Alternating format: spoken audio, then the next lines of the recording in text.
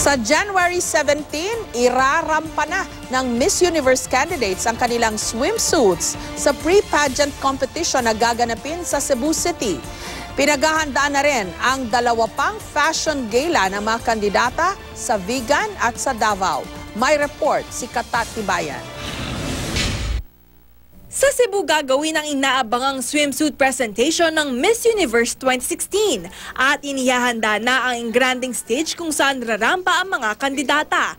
Sa January 17 ang swimsuit presentation, pero ngayon pa lang ay nagkakaubusan na ng tickets. If ever ma-extend ba ang event, like for instance, ang swimsuit, mutaas ba siya because of the time frame. But we have already prepared backup for that. Tututukan naman ng mga otoridad ng Vigan ang seguridad ng Miss U candidates kung saan ibibida ang mga terno sa isang fashion gala. Yung heritage area parang semi-close ang gagawin namin pero nakatuka doon ng mga traffic police saka traffic enforcer ng siyudad ng Vigan.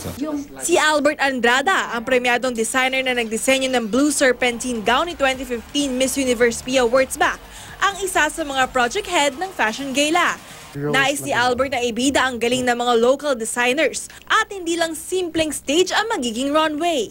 So you can just imagine like those ternos na maganda, it will be, yung Calle Crisologo will be the runway for the ternos. Nakakasa na rin ang isa pang fashion show sa Davao sa pagtutulungan ni na veteran designer Rene Salud at mga miyembro ng Davao Fashion Design Council.